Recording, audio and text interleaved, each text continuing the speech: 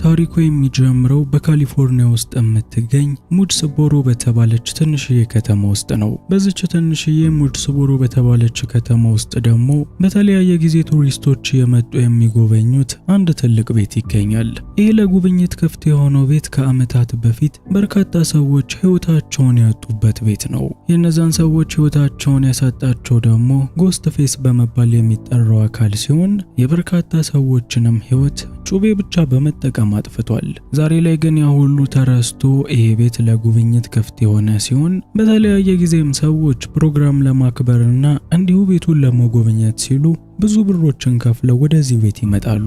በዚህም መሰረት ማዲስ እና ስኮት የተባሉ ሁለት ፍቅረኛሞችም ይህንኑ ቤት ለመጎብኘት መጥተዋል። በጊዜው እንደዚህ አይነት የግድያ ቦታዎችን መጎብኘት የሚወደው ስኮት ከዚህ በፊት ሰዎቹ የተገደሉበት ቦታዎች ላይ በመተኛት ፎቶ እየተነሳ ነበረ። በሌላ በኩል ማዲስ በነገሩ ብዙም ደስተኛ ስላልነበረች ከዚህ እስኪወጡ ድረስ ጨንቋታል። በመሃል ግን ማዲስ ወደ ሽንት ቤት መሄድ ፈልጋ ሁለቱ ጓደኛሞች ተለያይተዋል። በዚህን ጊዜ ማዲስ በቤት ውስጥ ከዚህ በፊት ሰዎቹን የገደላቸው ጎስት ፌስ የተባለውን አካል ፊት ለፊት ታገኘዋለች። ነገሩንም ለፍቅረኛዋ ለስኮት በመታሳየው ሰዓት ስኮት በዚህ አሻንጉሊት ውስጥ ሴንሰር እንደተቀመጠና ይህም ሴንሰር የሰዎችን እንቅስቃሴ እንደሚከተል ያሳያታል። ታዲያ ሰዎቹ ይሄንን ያደረጉትም ከዚህ በፊት ይሄንን የጎስት ፌስን ማስክ ይጠቀም የነበረውን እስቱ የተባለውን ነብሰ ገዳይ ለመዘከር ሲሉ ነው። ማዲስም ይሄንን ከሰማች በኋላ ወዲያውኑ ተረጋግታለች። ለፍቅረኛዋ ስኮትም ቶሎ ጎብኝተው እንዲሄዱ እየነገረችው በነበረ ሰዓት የቤቱ ስልክ በድንገት መጥራት ይጀምራል። በጊዜው ስኮት የጉብኝቱ አንዱ ክፍል ነው በማለት ወዲያውኑ ስልኩን አንስቶት ነበረ። ከስልኩ ውስጥም የሚያስፈራ ድምጽ እየተሰማ የነበረ ሲሆን የተለያዩ ዛቻዎችም ከዛው የስልክ ጥሪ ደርሷቸዋል። ስኮት ግን አሁንም ይሄ ጉብኝቱ አንድ አካል ነው ብሎ በማመን ስልኩን ዘግቶት ወደ ሽንት ቤት ሄዷል። በሌላ በኩል ስልኩ የተዘጋበት አካል መናገር የነበረበትን በሙሉ ተናግሮ ስላልጨረሰ ወደ ማዲስ የእጅ ስልክ ላይ ደውሏል። በዛው ተመሳሳይ የሚያስፈራ ድምጽም ለማዲስ እንደምትሞት እየነገራት ነው። በጊዜው ማዲስ ደግሞ ፍቅረኛዋ ስኮት ይሄም የጉብኝቱ አንድ አካል ነው ብሎ ቀደም ብሎ ስለነገራት ከስልኩ ውስጥ ለሚወጡት ቃላቶች ምንም ፍራቻ አልታየባትም። ይልቁንም ስልኩን ዘግታው ወዲያውኑ ፍቅረኛዋ መፈለግ ጀምራለች። በፈለገው ወቅት ማዲስ ይሄ የጎስት አካል እንግዳ የሆነ እንቅስቃሴ ማድረጉን ትመለከታለች። ምናልባትም ሴንሰሩ የቀዣበረ ሊሆን ይችላል ብላ በማሰብ እጆቿን ከአሻንጉሊቱ ፊት አርጋ እያንቀሳቀሰች በምትመረምር ሰዓት ሌላኛው የጎስት ፌስ አካል ከኋላዋ ይመጣል። በጊዜው የተደናገጠችው ማዲስም አካሉን በቡጢ መታው ነበረ። ይሄንን አካል በቡጢ ከመታችው በኋላ የፊቱን ጭንብል አውልቆ በምትመለከት ሰዓት ፍቅረኛዋ ስኮት እሷን ለማስደንገጥ ሲል ይሄንኑ ልብስ ለብሶ እንደሆነ ትመለከታለች። ታዲያ የዚህን ጊዜ ማዲስ ቀደም ሲል እየመረመረችው የነበረው ሴንሰር ይገኝበታል የተባለው የጎስት ፌስ በድጋሚ እንግዳ የሆነ እንቅስቃሴ ያሳየ ሲሆን ስኮትም ይሄንኑ ለመመርመር ወደ አሻንጉሊቱ ተጠግቷል። ታዲያ የዚህ ጊዜ ነበረ እስካሁን እንደ አሻንጉሊት መስሎ እያታለላቸው የነበረው ጎስት ፌስ አሻንጉሊት ወይም ሴንሰር የተገጠመለት ሳይሆን እውነተኛው ጎስት ፌስ ትክክለኛውን ጊዜ እየጠበቀ እንደነበር ያወቁት። በጊዜው ጎስት ፌስ ትክክለኛው ጊዜ ነው ብሎ በማመኑ ምክንያት ስኮትን በተደጋጋሚ ወቅቶታል። ከዛም እዛው ቤት ውስጥ ማዲስም ማባረር የጀመረ ሲሆን ማዲስም ጎስት ፌስን በቻለችው አቅም እየመታችው ወደ ደረጃው ላይ ወጣ ለማምለጥ እየሞከረች ነበረ። በሚያሳዝን ሁኔታ ግን አልተሳካላትም። ይሄ ጎስት ፌስ ከሚታወቅባቸው ደረቅ ባህሪዎቹ መካከል አንድን ሰው መግደል ከፈለገ ያ ሰው ምንም ያህል ቢያስቸግረው ያንን ሰው ሳይገሉ አይመለስም። ይህንንም ተግባሩን በማዲስ ላይ ለመፈጸም ደረጃው ላይ ድረስ ወጥቶ እየታገላት የነበረ ሲሆን በጊዜው ማዲስ ደግሞ እሷንም ጎስት ፌስንም ይዛ ከነበሩበት ደረጃ ላይ ዘላለች። ከዛም የራሷን ሕይወት ለመታደግ በአምፖሉ ላይ የተንጠለጠለች ሲሆን በተቃራኒው ጎስት ደግሞ መሬት ላይ ወድቋል። ታዲያ ማዲስ በመቀጠል እግሮቿን በእንጨቶቹ ላይ አድርጋ ወደ ፎቁ ላይ ለመውጣት እየሞከረች ነበረ። በሚያሳዝን ሁኔታ ግን የሰውነቷ ክብደት በማመዘኑ ምክንያት እንጨቱ ላይ ያደረገችው አንድ እግሯም ሳት ብሎት ወደ ታች ወድቃለች። በዚህ ጊዜ ደግሞ መሬት ላይ ወድቆ የነበረው ጎስት ፌስ ቢላውን ቀጥ አድርጎ ማዲስ ቀጥታ ቢላው ላይ እንድትወድቅ አድርጓታል። ታዲያ ከዚህ በኋላ የማዲስ ህይወት አላለፈም ነበር። ጨካኙ ጎስት ግን ማዲስ በህይወት እያለች እዛው ቤቱን በሙሉ በጋዝ አርከፍክፎ አቃጥሎት ወጥቷል። ታሪኩም ይህንን ተከትሎ ወደ ሌላ ከተማ ይሻገራል። በዚህ ደግሞ ቴተም የተባለች አንዲት ሴት እናትና አባቷ ጊዜ የማይሰጧትን ልጅ እንመለከታለን። በጊዜው ቴተም በመስኮቷ በኩል ኮሽታ ሰምታ ነገሩን ለማጣራት እየሄደች ነበር። ሄዳም በምትመለከት ሰዓት ኮሽታውን ያሰማው ፍቅረኛዋ ቤን ሲሆን ቴተንም ቤንን ደብቃ አስገብታው አልጋው ላይ ቆንጆ ጊዜ ማሳለፍ ጀምረዋል። ታዲያ ይህንን ቆንጆ ጊዜ የምታበላሸው እናቷ ሲድኒ ስትሆን በጊዜው የእናቷ መምጣት የተመለከተው ቤንም ለመደበቅ ሞክሮ ነበር። በሚያሳዝን ሁኔታ ግን አልተሳካለትም። ቤን ወደዚህ ቤት ሲመጣና እንዲህ አይነት ነገር ሲያደርጉ ገና የመጀመሪያቸው ስላልሆነ ሲድኒ ከተደበቀበት አስወጥተው ከቤትም እንዲሄድ አድርጓለች። ሲድኒ ከዚህ በፊት ጎስት ፌስ ሊገላቸው ሞክሮ በህይወት ከተረፉ ጥቂት ሰዎች መካከል አንደኛዋ ነች። በአሁኑ ሰዓትም ልጇ እንዲህ አይነት ቀልዶችን እንዳትቃለድ በመስኮት ሰዎችንም እንዳታስገባ የምታደርጋት ዛሬም ድረስ ያፍራቻ ስላለባትና ጎስት ፌስ እንዳይመጣ ስለምትጨነቅ ነው። ለልጇም ማስጠንቀቂያ ሰጥታት የቤቱን አላርም ካነቃችሁ በኋላ ከባለቤቷ ማርክ ጋር ቆንጆ ጊዜ ማሳለፍ ጀምረዋል። የቲትኔም አባት የሆነው ማርክ የሚሰራው በፖሊስ ጣቢያ ውስጥ ሲሆን በከተማ ውስጥም የታወቀ የፖሊስ መኮንን ነው። በሌላ በኩል እናቷ ሲድኒ ደግሞ ታዋቂ ካፌ ያላት ሲሆን በዚህ ከተማ ውስጥ የሚኖሩ ሰዎችም ጠዋት የሷ ካፌ በመሄድ መብላትና መጠጣታቸው የተለመደ ነገር ነው። ይህ በእንዲህ እንዳለ ማርክ በጋራዥ ውስጥ የተወሰነ እድሳት እያስደረገ ስለሚገኝ ሰራተኞቹ በምን አይነት ሁኔታ ላይ እንደሚገኙ ጎራ ብሎ ተመልክቷቸዋል። ይህ በእንዲህ እንዳለ ሉቃስ የተባለ ልጅ ደግሞ ከእናቱ ጄሲካ ጋር ሁሉም የከተማው ሰዎች እንደሚያደርጉት ወደ ሲድኒ ካፌ ለመጠቀም መጥተዋል። በጊዜው የወንጀል ታሪክ የሚያስደስተው ሉቃስ ለሲድኒ ማታ ላይ የጎስት ፌስን ዶክመንተሪ እያየው እንደነበርና እሷም እንድታየው እንደሚጋብዛት ይናገራል። በተቃራኒው እንደይነን ነገር የምጠለው እናቱ ጄሲካ ደግሞ ልጇን በሄደበት ሁሉ እነዚህን አሰቃቂ ታሪኮች ለሰው መጋበዙን እንዲያቆም እየነገረችው ነው። ይህ በእንዲህ እንዳለ ሲድኒ ከዚህ በፊት በጎስት ፌስ ጥቃት ስለደረሰባት ወደ ካፌዋ እንግዳ ሰዎች በመጡ ቁጥር ሁሌም ውስጧ ይረበሻል። በዛሬው ዕለትም ካርል የተባለ ፊቱ የማይፈታ አንድ ኮስታራ ልጅ ወደ ካፌዋ መጥቷል። ምንም እንኳን ሲድኒ ሰውየውን ከየት እንደመጣና ምን እንደሚፈልግ ባትጠይቀውም በውስጧ ግን ጥርጣሬ እንዲፈጠር አድርጎባታል። ይህ በእንዲህ እንዳለ ቴተም በትምህርት ቤት ውስጥ ከጓደኞቿ ከአሮን እንዲሁም ከሃና ጋር አንድ ላይ በመሆን የሚያሳዩትን ፕሮግራም እየተለማመዱ ይገኛል። በሌላ በኩል በካፌ ውስጥ የምትገኘው ሲድኒ ደግሞ ቀደም ሲል ከልጇ ሉቃስ ጋር ከመጣችው ከጎረቤቷ እንዲሁም የካፌ ደንበኛዋ ከሆነችው ከጄሲካ ጋር ቁጭ ብላ እያወራች ነው። በጊዜው ጄሲካም የሉቃስ አባት በጣም ጨካኝና ይደበድባት የነበረ ሰው በመሆኑ ምክንያት ከሱ ጋር ከተፋታች ቆየት ማለታቸውን ትናገራለች። አክላም ለሲድኒ ያንቺ ባለቤት ማርክ ማለት ምርጥ ሰው ነው፣ በእርግጠኝነት እንደኔ ቀድሞ ባለቤት አስቸጋሪ እንዳልሆነ ተስፋ አድርጋለሁ በማለት የፈታችው ባለቤቷ ምን ያህል ጨካኝ እንደነበር እየነገረቻት ነው። ትዕይንቱ ሲቀየር ሲድኒ ከጄሲካ ጋር ተለያይታ ወደ ቢሮዋ ተመልሳ መጣለች። የካፌ ቢሮዋ ውስጥም ቁጭ ብላ ሳለች ከካሊፎርኒያ አንድ ስልክ የተደወለላት ሲሆን ይህም ከውድስቦሮ የተደወለላት ስልክ የማታውቀው ቁጥር ነው። ሲድኒም ስልኩን አንስታ በምትመለከት ሰዓት በሚያስፈራ ፊት የሚያናግራት ከዚህ በፊት ጎስት ፌስ በመባል የሚታወቀው እስቱ የተባለው ሰውዬ ነው። የከተማው ሰዎች በሙሉ የሚያውቁት ከዚህ በፊት የጎስት ፌስን ማስክ የሚጠቀመው እስቱ አሁን ላይ በህይወት እንደሌለ ነው። ምንም እንኳን ሰውየው በህይወት የለም ቢባልም ለሲድኒ ግን በየጊዜው በቪዲዮ ኮልም በኦዲዮ ኮልም እየደወለ ያስጨንቃታል። በአሁኑ የቪዲዮ ጥሪም የሚገኘው በልጇ ትምህርት ቤት እንደሆነና ከዛሬ በኋላ ልጇን እንደማታያት እንደሚገላትም እየዛተባት ነው። ይህንን የሰማችው ሲድኒ ደግሞ ወዲያውኑ መኪናዋን በመያዝ ለባለቤቷ ማርክም እየደወለችለት ወደ ትምህርት ቤት ጉዞዋን ጀምራለች። በሌላ በኩል በትምህርት ቤት ውስጥ የሚገኙት እነ ቴተም አሁንም የሚያሳዩትን ትዕይንት እየተለማመዱ ይገኛል። በጊዜው አናን የሚያንቀሳቅሳትን ማሽን የሚቆጣጠረው አሮን ደግሞ ከጀርባው ካለው ክፍል አንዳች ኮሽታ ሰምቶ ነገሩን ለማጣራት ሄዷል። አሮን ይህንን ለማጣራት ከሄደ በኋላ አልተመለሰም። የአዳራሹ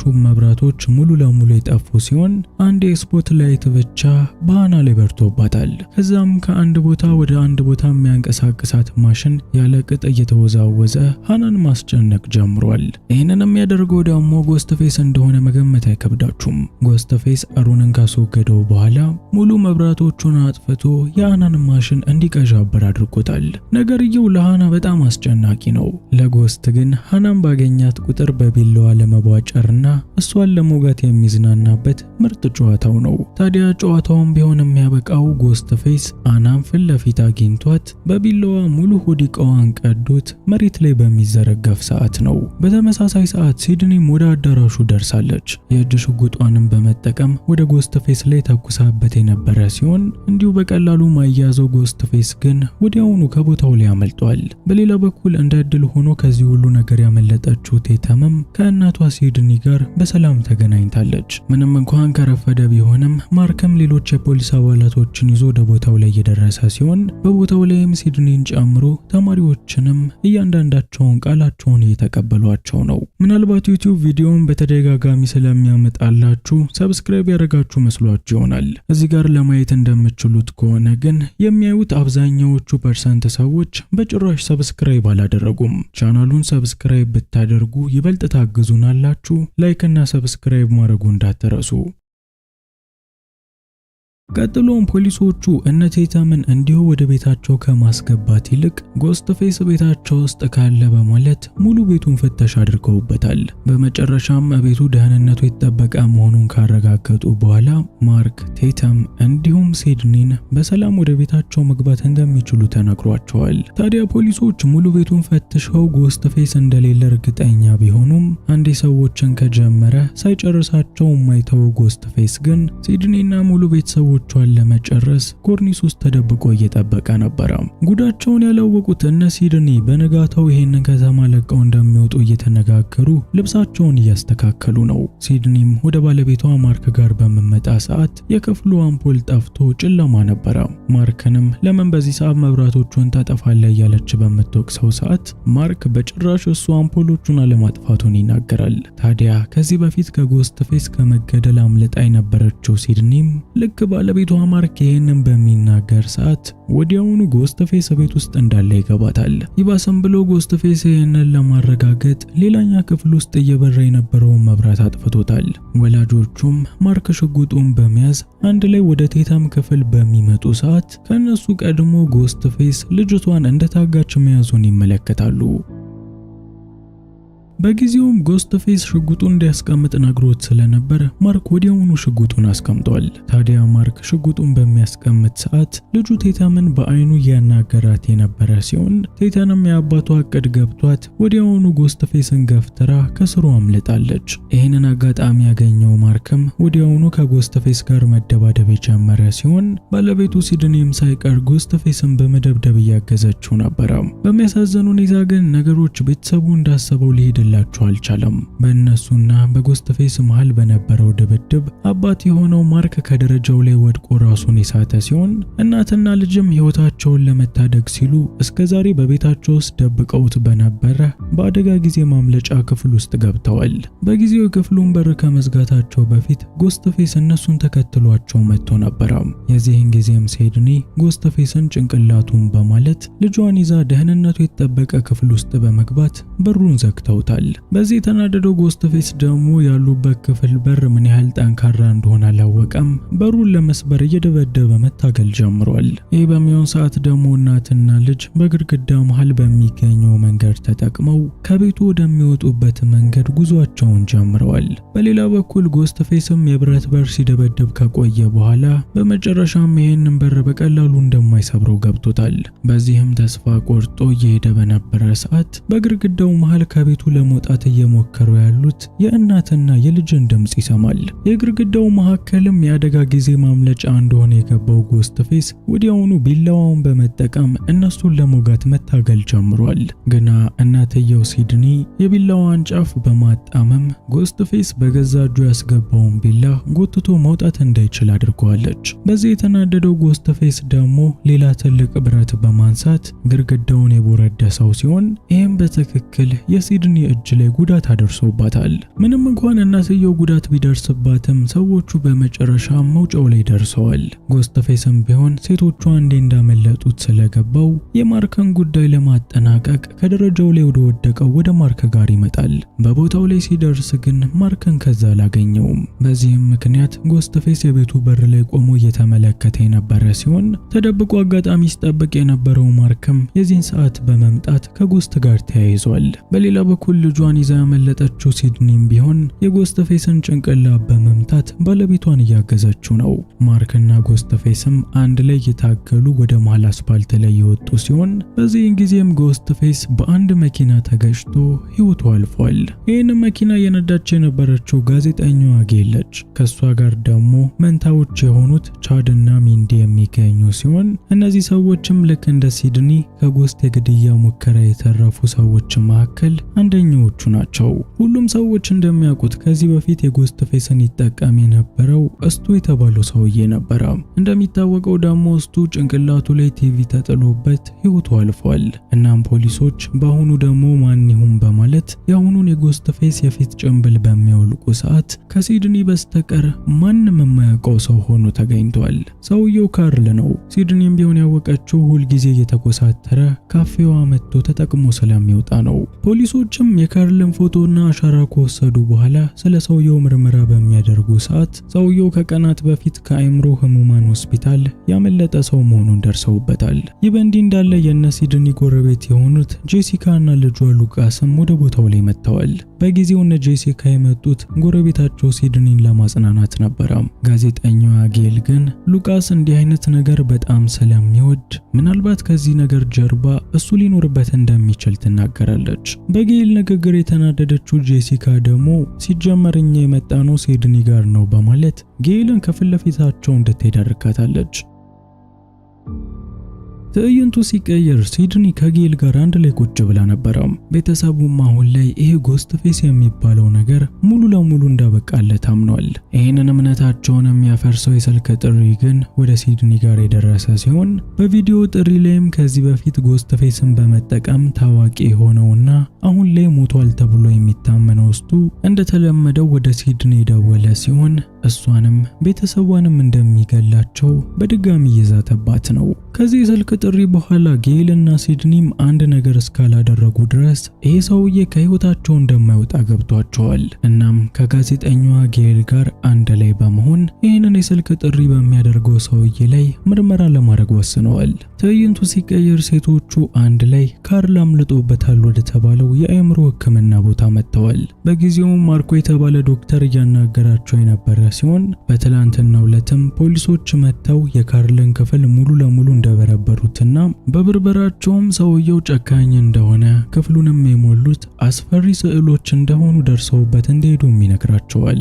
የዚህን ጊዜም ሴቶቹ በቪዲዮ እየደወለ የሚያስጨንቃቸው ሞቷል የተባለውን የእስቱን ፎቶ ያሳዩታል። ፎቶውንም አሳይተውት ማርክን ይሄ ሰው ማን እንደሆነ በሚጠይቁት ሰዓት ማርክ ይህንን ሰውዬ ከ16 ዓመት በፊት እንደሚያውቀውና በዚህ ሆስፒታልም ሕክምና እየተከታተለ እንደነበር ስሙም እስቱ እንደሚባል ይነግራቸዋል። የሚገርማችሁ እስቱና ካርል አንድ ላይ ግንኙነት አላቸው። ከዚህ ሆስፒታልም ቢሆን የወጣው ከቀናት በፊት ነው በማለት ማርኮ በፎቶ ላይ የሚገኘው ሰው በህይወት እንዳለ እርግጠኛ መሆኑን ይናገራል። በዚህ መረጃ ግራ የተጋቡት ሴቶችም ወደ ፖሊስ ጣቢያ ደውለው ስለ እስቱ አዳዲስ ነገሮችን በሚጠይቁ ሰዓት ፖሊሶቹ በጊዜው እስቱ መሞቱንና መቀበሩንም እርግጠኛ መሆናቸውን ይናገራሉ። ሴቶቹ ግን ማርኮ ከነገራቸው ነገር በመነሳት በጊዜው እስቱ የሌላ ሰውን አካል እንደራሱ አርጎ እንዳስመሰለና የተቀበረውም የሌላ ሰው አካል እንደሆነ ገምተዋል።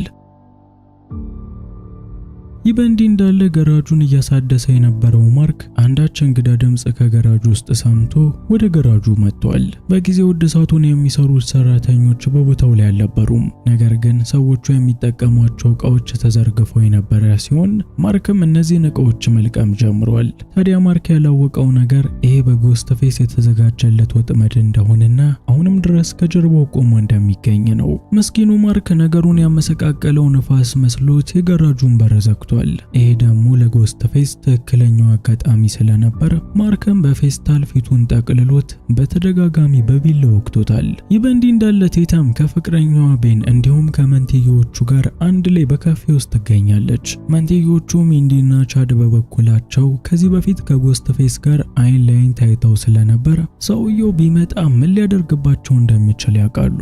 እናም በዙሪያቸው የሚገኝ ማንንም ሰው ማመን እንደማይችሉና በንቃት ዙሪያቸውን እንዲመለከቱ ለጓደኞቻቸውም እየመከሯቸው ነው። ይህ በሚሆን ሰዓት ሲድኒ የጋዜጠኛ ጓደኛዋ ጌል ጋር ኢንተርቪው እየሰጠች ነበረ። ከዚህ በፊት ከጎስት ፌስ ጋር ተያይታ ማታቀው ጌል ነገሩን እንደ ቀልድ ቆጥረው አላግባብ የሆኑ ጥያቄዎችን ሲድኒን ስትጠይቃት ነበረ። ሲድኒ ደግሞ ጓደኛዋን ማጣት ባፈልግም እነዛን ጥያቄዎች መመለስ ስለማትችል ኢንተርቪውን አቋርጣ ከፕሮግራሙ ላይ ወጣለች። በሌላ በኩል ካፌ ውስጥ የሚገኙት እነ ቴታምም ይህንን ኢንተርቪው በቲቪ ላይ እየተመለከቱት ነበረ። በድንገት ግን ኢንተርቪው በሚቋረጥ ሰዓት ቴታም የግዴታ ከእናቴ ጎን መሆን አለብኝ በማለት ፍቅረኛዋ ቤንን ይዘው ወዲያውኑ ከካፌው ወጣለች። ከዛም ሁለቱ አንድ ላይ ወደ ቤን መኪና ውስጥ ገብተዋል። በሌላ በኩል ልጇን ከቤት እንዳትወጣ ያስጠነቀቀቻት ሲድኒ ደግሞ በቪዲዮ እየደወለ ከሚያስፈራራት ከእስቱ የቪዲዮ ጥሪ ደርሷታል። በጊዜውም ሰውየው ልጅሽ ተደብቃ ከቤት ወጣለች፣ በአሁኑ ሰዓት የምትገኘው ካፌ ውስጥ ነው፣ እገላታለሁኝ ሲል ለሲድኒ ማስፈራሪያውን እንደተለመደው ይናገራል። ይህንን የሰማችው ሲድኒም ወዲያውኑ ከስቱዲዮ እየሮጠች ወጣች ሲሆን ጌል ደግሞ ለባልደረቦቿ ፖሊሶችን እንዲጠሩ እየተናገረች ነው። በሌላ በኩል ከቤን ጋር መኪና ውስጥ የገባችው ቴታም የጓደኛዋን ቤንን ላፕቶፕ በምትመለከት ሰዓት የራሱን ፊት ወደ እስቱ ፊት የሚቀየርበትን ሶፍትዌር እና ኤዲት እያደረገ የነበረውን ቪዲዮ ትመለከታለች። በጊዜው ቤን ነገሩን እንዲሁ ለመሞከር ሲል ያደረገው እንደሆነ ቢናገርም ቴታም ግን አላመነችውም። በላፕቶፑም የፍቅረኛዋ ቤንን ጭንቅላት በመምታት ወዲያውኑ ከመኪና ውስጥ ወጣለች። በነገራችን ላይ እነ ሲድኒ ለፖሊሶች ይሄ በቪዲዮ ኮል የሚደውለው ሰው ማን ነው ብለው በሚጠይቋቸው ሰዓት ፖሊሶች እስቱ መሞቱን በእርግጠኝነት ተናግሮ የነበረ ሲሆን አሁን ላይም እስቱ ነን እያሉ በቪዲዮ የሚደውሉት ሰዎች ዲፕ ፌክ ተጠቅመው ማለትም የዛን ሰው ፊት በኤዲቲንግ በሶፍትዌር አስመስለው እንደሆነ ተናግረው ነበር። ቴታምም ይሄንን ነገር በቤን ላፕቶፕ ላይ በተመለከተች ሰዓት ምናልባት ይሄንን ኤዲቲንግ እየተጠቀመ ሰቃየን እሱ ሊሆን ይችላል ብላ በማሰቧ ምክንያት በላፕቶፑ ጭንቅላቱን ብለው ከመኪና ውስጥ ወጣለች። ታዲያ ይሄ በሚሆን ሰዓት ትክክለኛው ጎስት ፌስ እሷን ቆሞ እየጠበቃት ነበረ። ይህንን የተመለከተችው ቴታምም ወዲያውኑ በተቃራኒ አቅጣጫ በሩጫ ከሱ ማምለጧን ጀምራለች። ይህ በእንዲህ እንዳለ በካፌ ውስጥ የሚገኙት ሚንዲና ቻድም በአሁኑ ሰዓት ቴታም እናቷ ጋር ስትሄድ ከጎኗ መሆን ነበረብን ብለው በማሰብ ወደ እነ ቴታም ጋር ለመሄድ ከካፌው ለመውጣት ወስነዋል። ይህ በሚሆን ሰዓት ደግሞ ክሎይ የተባለችው የነሱ ጓደኛ በማብሰያ ክፍል ውስጥ ያደረባትን ፒዛ እየወጣች ነበረ። የዚህን ጊዜም ሁለተኛው ጎስት ፌስ ወደ እሷ ጋር የመጣ ሲሆን ክሎይም ከጎስት ፌስ ለማምለጥ የምትችለውን በሙሉ ማድረግ ጀምራለች። በሚያሳዝን ሁኔታ ግን ማምለጡ እንዲሁ እንደምታስበው በቀላሉ ሊሆንላት አልቻለም። ጎስት ፌስ እያነሳ ከዚህ ወደዛ ያጋጫት የነበረ ሲሆን በዚህ መሃልም ጎስት ፌስ የሁሉ ሰዎች የገደለበት ቢላ ፊት ለፊቷ ይወድቃል። ክሎይም ቢላው መውደቁን በተመለከተች ሰዓት ምንም ሳታመነታ ቢላውን አንስታ ከጀርባው ያለውን ሰው ወግተዋለች። በሚያሳዝን ሁኔታ ግን የወጋችው ጎስትን ሳይሆን ከመንትዮቹ መካከል አንደኛው የሆነው ቻድን ነው። ጎስትም ቢላውን ከቻድ ላይ በመንቀል ክሎይን ሊወጋት ነበረ። የዚህን ጊዜም መንትዮዋ የተወጋባት ሚንዲ ከጎስት ጋር የተፋጠጠች ሲሆን በሚያሳዝን ሁኔታ እሷንም ሆዷን ወግቷት አንድ ላይ ከወንድሟ ጋር ጥሏታል። ታዲያ በዚህ መሃል ክሎይ አጋጣሚውን በመጠቀም የጎስት ፌስን ፊቱን መታው ከዛ ክፍል አምልጣ ነበረ። በመንገዷ ላይም እንዲህ አይነት ነገር የሚያስደስተው ሉቃስን አግኝታው ወደዛ እንዳይገባ ብትነግረውም ሉቃስ ግን ምንም ነገር ሳይሰማት ዘሎ ወደ ማብሰያ ክፍሉ ገብቷል። ከዛም ብዙም ሳይቆይ በደም የተጨማለቀው ሉቃስ በክሎይ ላይ መጥቶ የወደቀ ሲሆን ክሎይም የሉቃስን ሰውነት ወደዛ በማድረግ ወደ መጠጥ ማዘጋጃው ቦታ ውስጥ ገብታ ከጎስት ፌስ ተደበቃለች። በጊዜው ተሳክቶላት ጎስት ሳያት አልፏት ነበረ። ክሎይም የበሩ ድምጽ ተከፍቶ ሲዘጋ ስትመለከት ጎስትፌስ ወጥቷል በማለት ከተደበቀችበት በመውጣት እየሄደች ነው። ግምቷ ግን በሙሉ ስህተት ነበረ። ጎስትፌስ አውቆ በሩን በማንገጫገጭ እንደወጣ አስመስሎ የሸወዳት ሲሆን አሁን ላይም ተሳክቶለት ክሎይን ወጥመድ ውስጥ አስገብቷት የመጠጥ ማዘጋጃ ቦታ ላይ በመደብደብ የጠርሙስ ስብርባሪ ላይ ለቋታል። እናም ከዚህ በላይ ጉልበት ሳያባክንባት የጠርሙስ ስብርባሪዎቹ በራሳቸው የክሎይን ሕይወት ለመንጠቅ በቂ ሆነው ተገኝተዋል። በሌላ በኩል ክሎይን አልሰማ ብሎ ማብሰያ ክፍል ገብቶ የተወጋው ማርክም መሬት ላይ የተንፏቀቀ ሊያመልጥ በነበረ ሰዓት ጎስትፌስ ይዞታል። ከዛም ጎስትፌስ በጉሮሮ በኩል አስገብቶለት የሉቃስንም ሕይወት እዚሁ ጋር አጥፍቶታል። ይህ በእንዲህ እንዳለ ከሌላኛው ጎስትፌስ እያመለጠች የነበረችው ቴተም ደክሟት ትንሽ አየር ለመውሰድ በምትቆም ሰዓት ጎስትፌስን ከፊት ለፊቷ ትመለከተዋለች። የዚህን ጊዜም ቴተም ወዲያውኑ ወደ አንደኛው ቤት ለመግባት ሰዎቹን ብትጣራም ብታንኳኳም ማንም ሰው ሊከፍትላት አልቻለም። ለዚህ ያላት አማራጭ ጎስትፌስን መፋለም ስለነበር ጎስትፌስ የምትፈልገው ቦታ ላይ እስኪደርስ ጠብቃ ጭንቅላቱን በመምታት በድጋሚ ሩጫዋን ተያይዘዋለች። ለረጅም ሰዓት እየሮጠች የነበረችው ቴተም አሁንም ቢሆን ከዚህ በላይ መሮጥ አልቻለችም። በአንድ ጥግ ላይም ከጎስትፌስ ተደብቃ በነበረ ሰዓት ቀደም ሲል ጠርጥረው የነበረውና በላፕቶፕ ጭንቅላቱን ብለው የነበረው ፍቅረኛዋ ቤን እዚሁ ድረስ ይመጣል። በጊዜው ቴተም ቤን መጥቶ ከብቸኝነት ስለወጣት በደስተኝነት አቅፋው ነበረ። በሚያሳዝን ሁኔታ ግን ጎስት የቤንን አንገት በመውጋት ይህንን ደስታቸውን በአጭር የቀጨው ሲሆን ሊደባደበውም እያቃጣው የነበረውን ቤን ከአንገቱ በተጨማሪ ሆዱን በተደጋጋሚ ወቅቶታል። በጊዜው ምን ማድረግ እንዳለባት ያላወቀችው ቴተም ጎስትን ገፍትራ ከመስታወቱ ጋር አጋጭተዋለች። ከዛም ወደ ፍቅረኛዋ ቤን ተመልሳ በምትመለከት ሰዓት በሚያሳዝን ሁኔታ የቤን ልብ ምት ቆሟል። ከዚህ በኋላም ቴተን ያላት ብቸኛ አማራጭ ራሷን ማዳን ነው። በሩጫም የእናቷ ካፌ ድረስ ሄዳ በዲጂታል ቁልፍ የተዘጋውን በር ከፍታ በመግባት እዛው ካፌ ውስጥ ተደብቃለች። ይህ በእንዲህ እንዳለ የቤቷ ቁልፍ የተከፈተው ሲድኒ በስልኳ ላይ መልእክት ደርሷታል። በሌላ በኩል ጎስትፌስም ቢሆን እዚሁ ካፌው ድረስ መጥቶ የነበረ ሲሆን በመስታወት ሲመለከት ግን ማንም ሰው ባለመኖሩ ምክንያት ቦታውን ለቆ ለመሄድ ተዘጋጅቷል። ይሁንና በጣም የተጨነቀችው እናት ሲድኒ ወደ ልጇ ቴተም ጋር በምትደውል ሰዓት የስልኳን ድምጽ ሰምቶ ጎስትፌስ እዚህ ቤት ውስጥ ሰው እንዳለ ደርሶበታል። በጊዜው ቴተም ስልኳን ስትዘጋው ጎስትፌስ መልሶ ከቦታው ላይ ሄዶ ነበረ። ሲድኒም ቢሆን ለልጇ ቴተም በቢሮ ውስጥ ሽጉጥ እንዳለ በቴክስት የነገረቻት ሲሆን በተመሳሳይ ሰዓት እሷን ለማታለል ብሎ እንደሄደ ያስመሰለው ጎስትፌስ ወደ ቦታው ላይ መጥቶ በሩን ከፍቶ ገብቷል። ይህ በእንዲህ እንዳለ ሲድኒ የቤቱን ካሜራዎች በመጠቀም ለልጇ ቴተም ምን ማድረግ እንዳለባት ተራ በተራ እየነገረቻት ነው። ልጅየው ቴተምም ቢሆን የእናቷን ትዕዛዝ ተከትላ እናትየው ያለቻት ቦታ ላይ ቆማ ሽጉጡን የተኮሰችው ሲሆን ጥይቶቹም በግድግዳው በኩል አልፈው ጎስትፌስን መተውታል። የዚህን ጊዜም ሲድኒ ነገሩን እስከ መጨረሻው ለመቋጨት ጭንቅላቱ ላይ እንድትተኩስበት ትዕዛዝ ሰጥታታለች። ቴተምም እየፈራች ወጥታ የጎስትፌስን ጭንቅላት ልትመታው ስትል ጎስትፌስ ከወደቀበት ተነስቶ ሽጉጡን ተቀብሏታል። የዚህን ጊዜም ቴተም የእሳት አደጋ ጊዜ ማጥፊያውን በመጠቀም ጎስትፌስን ጭንቅላቱን መታው ከቦታው ላይ ለማምለጥ ሞክራ ነበረ። ይሁንና ጎስትፌስ በባህሪው አንዴ ጀምረውን ሰው ሳይጨርስ ወዴትም ፈንክች ስለማይል በድጋሚ ተነስቶ እሷን መከታተል ጀምሯል። የዚህን ጊዜም ቴተም አንዱን በር በመጠቀም ጎስትፌስን መታጥለዋለች። ለጊዜውም ነገሩ ያበቃ መስሏት ልትወጣ የነበረ ሲሆን በሚያሳዝን ሁኔታ ግን በሌላ ቦታ ላይ ጓደኞቿን ሲገል የነበረው ሁለተኛው ጎስትፌስ ወደዚሁ ቦታ ላይ መጥቶ መስኪኗ ቴተም በሁለቱ ጎስትፌሶች እጅ ወድቃለች። ይህ በእንዲህ እንዳለ ከረፈደ ሲድኒ ወደ ካፌው በመደርስ ሰዓት በቦታው ላይ ሽጉጡን ብቻ ታገኛለች። ከዛም የሚያስፈራው ድምጽም ስልክ ተደውሎላት ልጇ ቴተም አሁንም በህይወት እንዳለች የተነገራት ሲሆን ወደ ቤትም ቀጥ ብላ እንድትመጣ ትዕዛዝ ሰጥተዋታል። በዚህም መሰረት ሲድኒ ወደ ቤት መጥታለች። በጊዜው ቴሌቪዥን ላይ ይሄኛው ጎስት ፌስ እንዴት የእስቱን ፊት እንዲሁም የሌሎቹን ገዳዮች ፊት በኤዲቲንግ ሲጠቀም እንደነበር የሚያሳይ ቪዲዮ ተቀምጧል። የልጇን ድምጽ የሰማችው ሲድኒም ወደ ቤቱ ጀርባ በምትሄድ ሰዓት ልጇ በወንበር ላይ ታስራ ከኋላዋ ደግሞ ጎስት ፌስ ቆሞ ትመለከታለች። በጊዜው ይሄኛው ጎስት ፌስ የፊቱን ጭንብል በመውለቅ ማንነቱን ለማሳየት ወስኗል። በዚህም ውሳኔው መሰረት ጭንብሉን በሚያወልቀው ሰዓት ይሄኛው ጎስት ፌስ የአእምሮ ህሙማን ሆስፒታል ውስጥ የሚሰራው ዶክተር ማርኮ ሆኖ እንመለከተዋለን።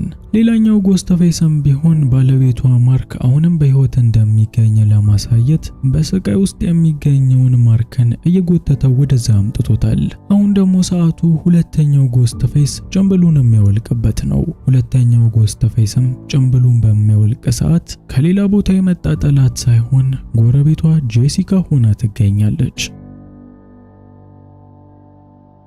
ከዚህ በፊት ማርኮ ወደ ሆስፒታል በሄዱ ሰዓት እስቱ አሁንም በህይወት እንደሚገኝ እንዲያውም የካርል ጓደኛ ነው ብሎ የተናገረው እስቱ ላይ እንዳይደረስበት ሲልና አሁንም ድረስ እስቱ በህይወት እንዳለ ለማሳመን ሲል ነበር።